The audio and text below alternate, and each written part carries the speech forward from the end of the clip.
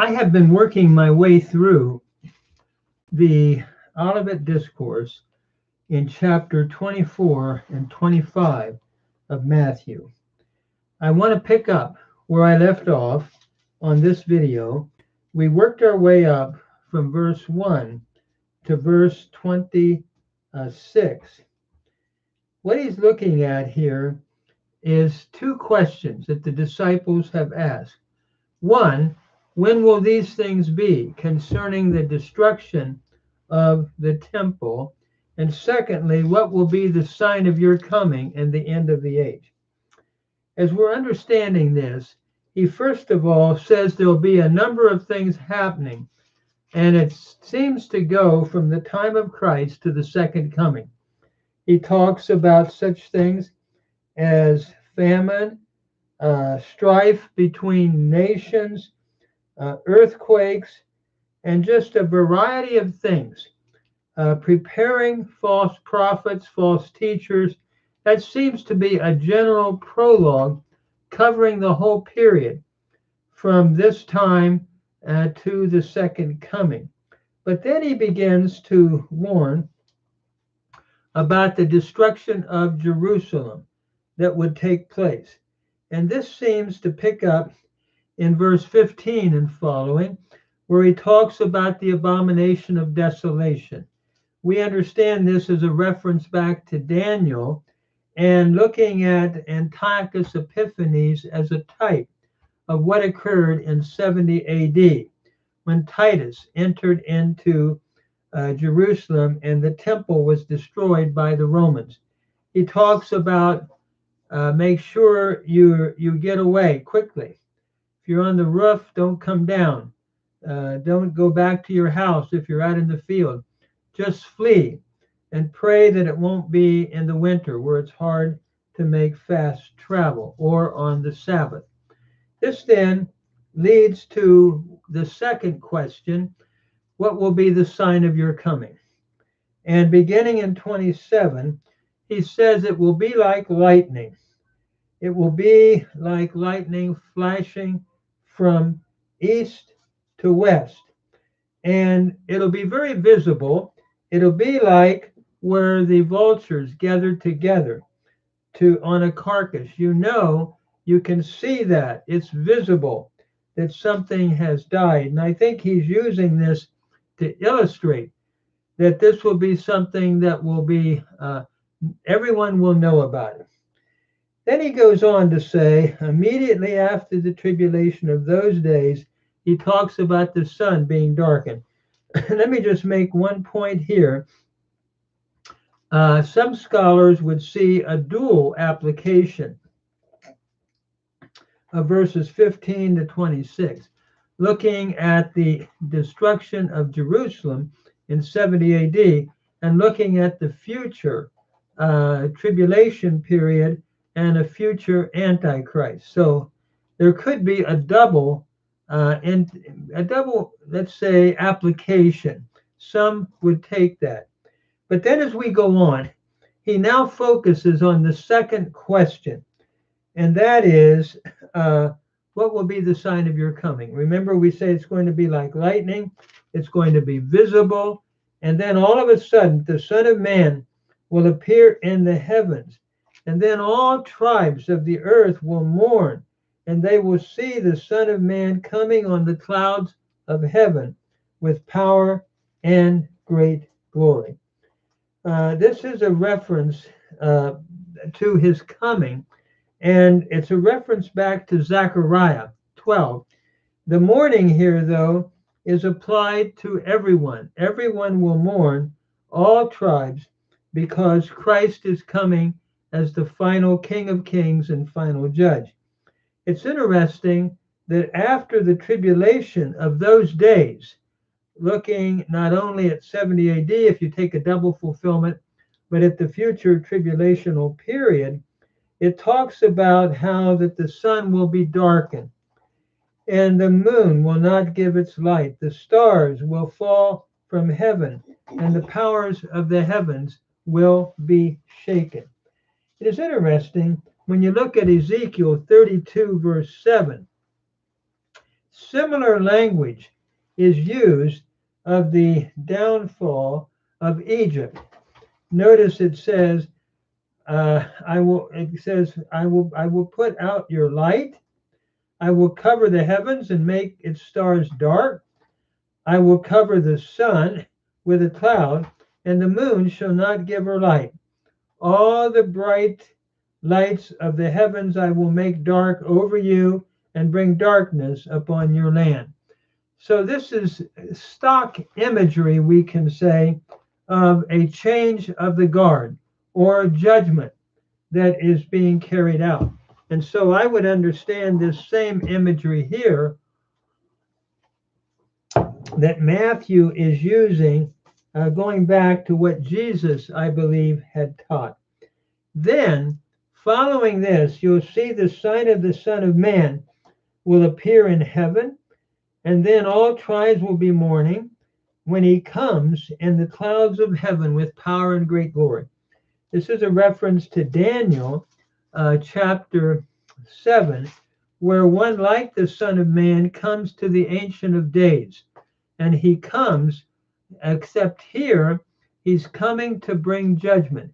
He's receiving a kingdom and now coming back to establish that with judgment prior to its establishment. And that is the background, I believe, for this text. And notice he will send his angels with a great sound of a trumpet, and they will gather together his elect from the four winds, from one end of heaven to the other. This is a reference to Jesus returning, and the trumpet was seen in other parts of the New Testament, or is seen. For example, the trumpet will sound, Paul says in 1 Thessalonians 4, and the dead in Christ shall rise first. Then we which are alive and remain shall be snatched up together to meet him. There is a trumpet spoken of in the resurrection in 1 Corinthians chapter 15. So he's looking at the Lord coming back with his angels, sounding that trumpet at his second coming. And then he gives several parables to encourage everybody to readiness. Now learn the parable from the fig tree. When its branch has already become tender and puts forth leaves, you know that summer is near. You know it's just about to happen. So you also, when you see all these things, know that it is near at the doors. Assuredly, I say to you, this generation will by no means pass away till all these things are fulfilled. Heaven and earth will pass away, but my words will by no means pass away. I think here he's talking about that generation living at the time that he gave these words, looking out into the near future concerning the destruction of Jerusalem by the Romans, concerning what was going to happen. And he likens it to a fig tree that is beginning to bud. You know that summer is near. So when you see the things that I talk about, the wars, the rumors of wars that was going on, and false teachers and earthquakes and so forth, you know that we're coming close. And I think in the immediate context, that generation I'm taking to refer to the generation living at that time would be able to see that destruction of Jerusalem was about to occur. And I suppose by application, you could apply it if you take a double fulfillment into the future tribulation period or the future time. And that generation would refer then to more, not just a generation living, but a term that is used in a more general way. But I think the first level, looking at the generation living at the time and would not, can I say, die until Rome, till that happened with the destruction of the temple. Then he goes on to talk about in the days of Noah. But of that day, first of all, an hour, no one knows, not even the angels of heaven, but my Father only. I think now he's moving to illustrate an answer or an application to the second question. When, not only when will these things be, but what will be the sign of your coming and the end of the age? And I think he's saying, first of all, no one knows, not even the sun, the day or the hour, and not the angels, and even the Son of Man, meaning looking at his humanity. As deity, he certainly knew. So I think we're looking at what is happening here in that day and hour. No one knows. We need to be careful when we try to set dates. People are always setting dates. But he said, we cannot do that. But as it was in the days of Noah, so it will be in the coming of the Son of Man. That is, when Christ comes back as the Messiah. For as in the days before the flood, they were eating and drinking, marrying and giving in marriage until the day that Noah entered the ark, and did not know until the flood came and took them all away. So it will be in the coming of the Son of Man. In other words, it'll be sudden, but people will be just doing whatever they've always done. And he applies it to the days of Noah, how they were doing the same thing. By the way, I personally see Jesus taking Noah as literal and real history back there. So they were doing what they had always done, drinking, going to, let's say, marrying, giving in marriage. And the same thing will be happening when Jesus returns, I believe he's saying. Then two men shall be in the field. One will be taken and the other left. Two women will be grinding at the mill. One will be taken and the other left. One will be taken in a good way, I think, to meet the Lord at his arrival. One will be left to face the judgment. So he applies it to men in the field. He applies it to women grinding at the mill. So he says, watch, for you do not know what hour your Lord is coming. But know this, that if the master of the house had known what hour the thief would come, he would have watched and not allowed his house to be broken into. And here we have the idea of digging into a house, which was what would have happened in the first century. These houses were not built like houses today. So he's giving a warning. If the master of the house had known what time the thief would come, he would not have allowed his house to be, can I say, to be dug into. Therefore, you also be ready, for the Son of Man is coming at an hour when you do not expect him. In other words, unexpectedly, the Son of Man will come. And so the point of this teaching and this emphasis and these illustrations is preparedness. Be ready when it happens. And then he illustrates about two servants. Notice he says, who then is a faithful and wise servant, whom his master made ruler over his household to give them food in due season? Blessed is that servant whom his master, when he comes, will find him so doing. Assuredly, I say to you that he will make him ruler over all his goods.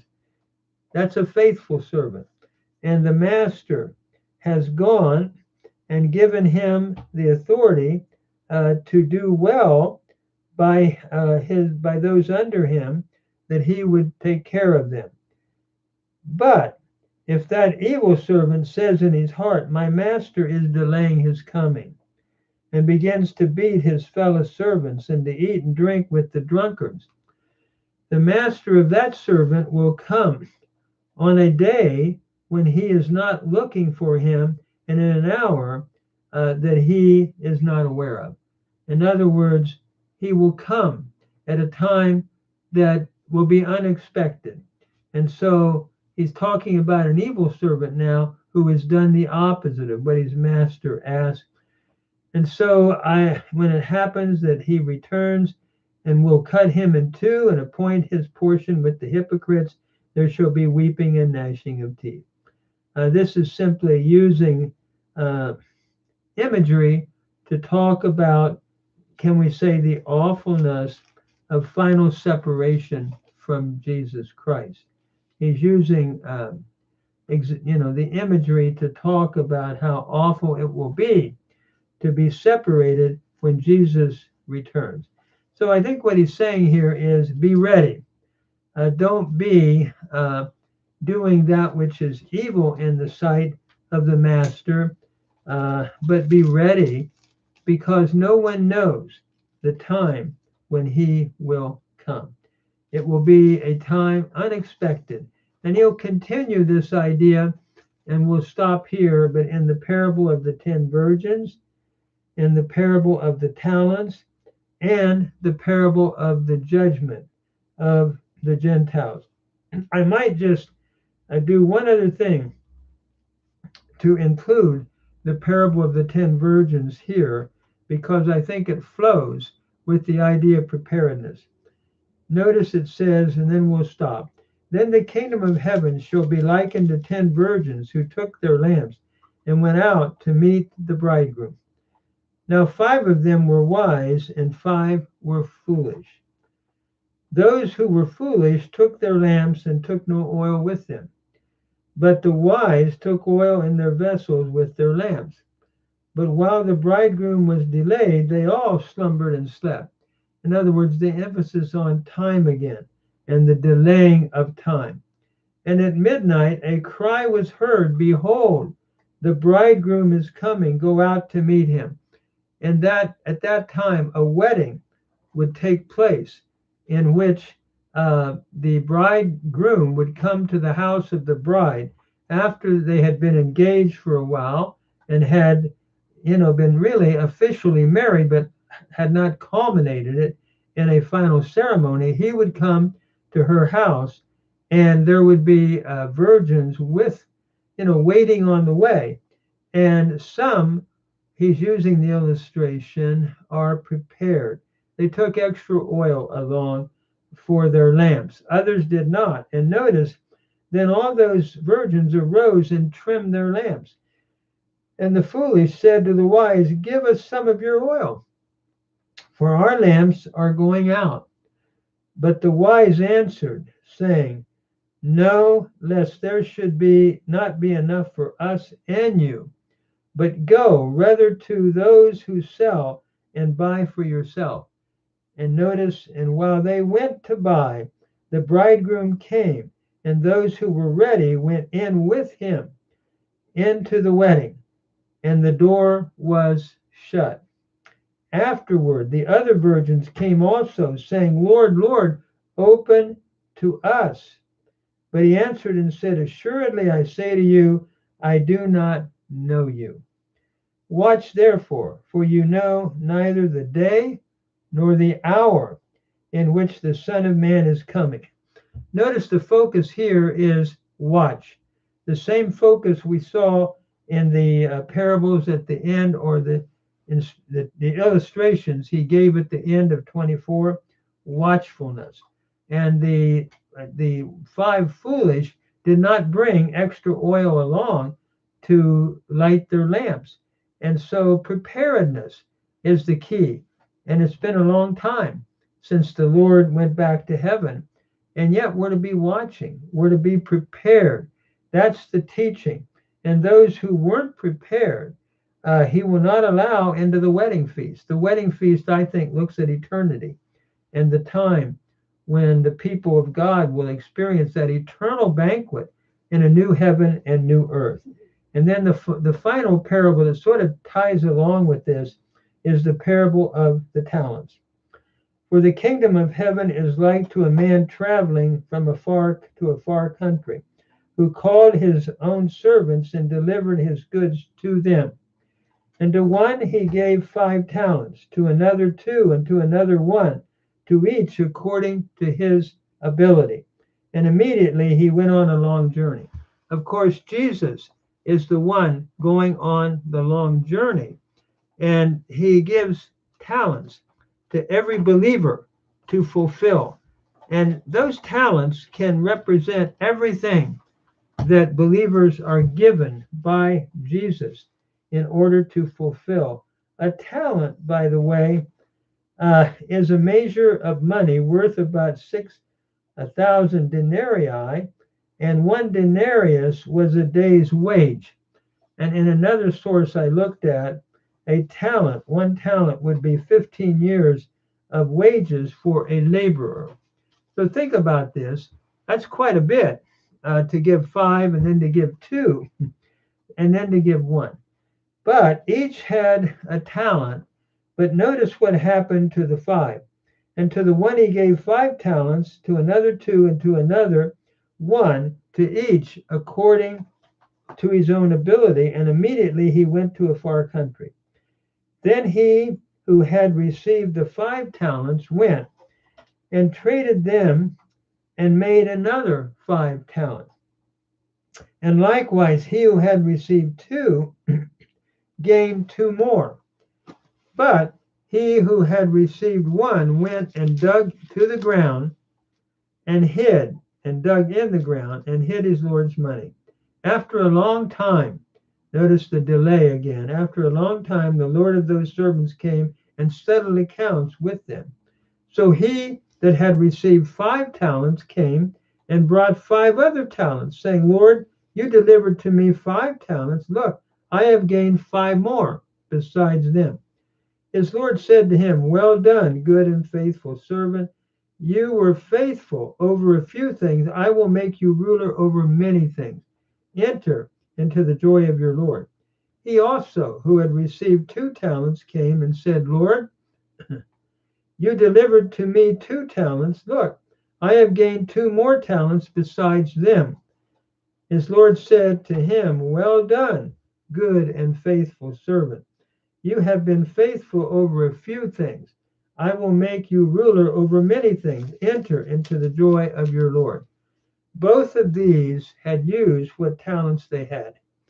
Then he said, then he who had received the 1 talent came and said, Lord, I knew you were a hard man, reaping where you have not sown and gathering where you have not scattered seed.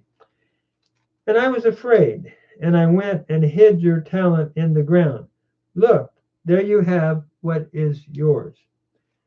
But his Lord answered and said to him, you wicked and lazy servant, you knew that I reap where I have not sown, and gather where I have not scattered seed. Therefore you ought to have deposited my money with the bankers, and at my coming I would at least receive back my own with interest. Therefore, take the talent from him and give it to him who has 10 talents. For to everyone who has, more will be given, and he will leave abundance. But from him who does not have, at the final judgment, even what he has will be taken away. And cast the unprofitable servant into outer darkness. There shall be weeping and gnashing of teeth. Notice here the importance of using one's gifts. And I think what he's really saying here is that the one had a reasonable gift. What did we say? About 15 years for the 1 talent of a day's laborer, but he failed to use it. And the others used what they had. And I think what Jesus is saying is use whatever gifts you have. Some have a greater degree than others, but that's not the important thing. The important thing is using what we have, what the Lord has given to us. And this speaks to me because I find that to apply this is something that's a challenge continually. And one of the things that I wanted to just encourage us with, that we need to work while the night is coming. We need to be faithful and do what the Lord has given us to do at every stage of life. So many times we think, well, I did that in the past. I don't need to do that now as I'm older. I think the Lord is saying, no, you take your talent and you use it in whatever that talent is, whether it's teaching the word, whether it's giving, whether it's walking along beside, helping people. Use that talent. Or if you have more, it doesn't matter. To the Lord, it's mainly faithfulness, and it's not even success. I've often thought how the Lord's going to reward Jeremiah, and yet he had very few people applauding him. And I've thought about Obadiah. Who is Obadiah? We don't even know, and so forth. And yet the Lord will be applauding him for his faithfulness. So we all have a work to do. And there's an old hymn that has to do, work for the night is coming when man's work is done. And that is what we're called to do. And there's an old hymn that talks about our working and being faithful, working throughout the day, working in the morning, working in the noonday, working in the evening, for the night is coming. That is, the second coming of Christ is coming. And wherever we are, we need to not be discouraged. We need to keep on keeping on.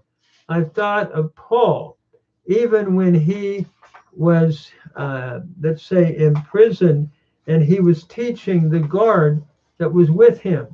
He didn't have the same platform he had before. I think of John on the Isle of Patmos. He didn't have the same platform, and yet he was faithful. We all need to be faithful wherever we are in life, whatever the Lord has given us, whether we think it's small, it doesn't matter. He doesn't want us to hide any talent, even if in our minds we say, well, that doesn't mean too much. He wants us to be faithful with whatever he's given to us. That's his gift. The fruit of what we do is up to him. We cannot gauge what we do by how many likes we get or how many applauses we get or anything like that.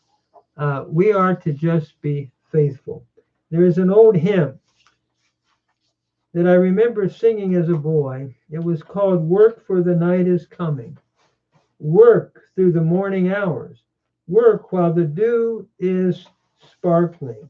Work mid springing flowers.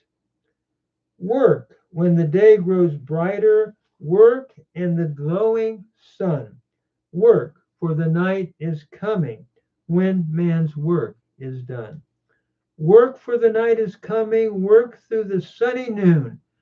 Full brightest hours with labor. Rest comes sure and soon. Give every flying minute something to keep in store. Work for the night is coming when man works no more.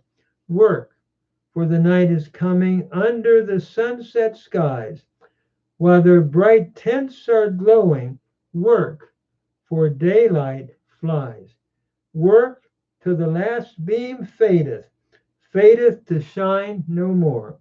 Work while the night is darkening when man's work is o'er.